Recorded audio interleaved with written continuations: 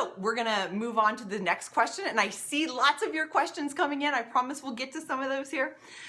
So the next question, though, aimed at a newer teacher, and this one is asking about the difference between passionate work and this being a job.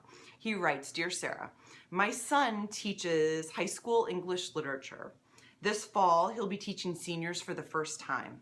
He had a good paying job outside of school. He could have advanced very quickly and be making a lot more money, but his love is teaching. Do you feel that way too, or is it just a job to you? Sincerely, job or passion?" Well, first of all, I have to say I think this is the first official question I have taken from a parent, although I'm not really surprised because I grew up in a family with a teacher. My mom was a fourth grade teacher for her entire career, and so I know this teaching work is about whole families, right? Whole families sacrifice for successful classrooms, and I know that what we do in our classrooms ripples into all of our relationships. So that said, parent of the teacher, the English teacher, what I really hear in your question is whether or not his love for teaching will be enough. Even in these few sentences of yours that I've read, I kind of sense your worry and your hesitation. But I also sense that you want to know if in fact it is possible to love this work all the way to a self-actualized life. Even if external things like money or prestige or stock options or flexible work schedules just really aren't part of the deal. So I'm gonna be honest with you. There have been many days, and they usually happen when I'm very sleep deprived, right around when I have to turn in grades, that I think to myself, I just don't get paid enough to do this work. But let me be more honest.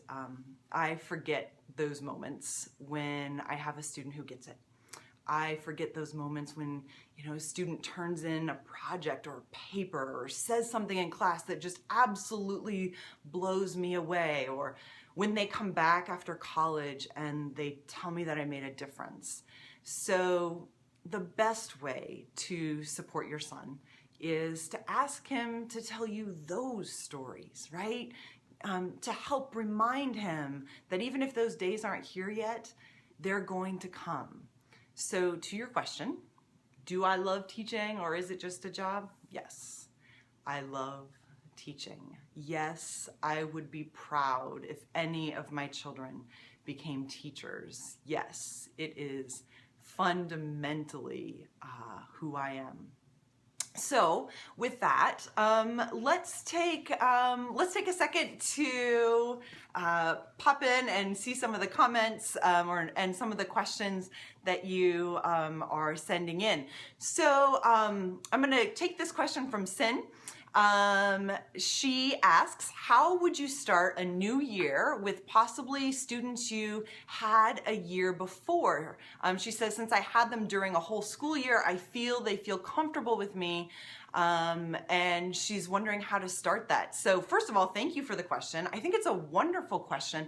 I think a lot of teachers who probably loop have experience with this, as well as teachers who teach multiple grade levels, like I do at the high school. It's not uncommon at all that I have some students, several years in a row. So my best advice for doing this is to have amnesia.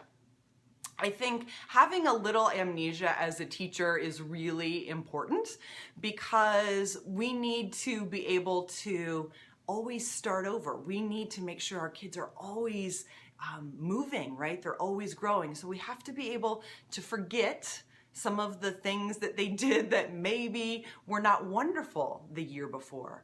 And we also have to, in some ways, forget some of the things that they did do that were really successful so that we don't come into this new year with a bias or a preconceived notion about what their potential is.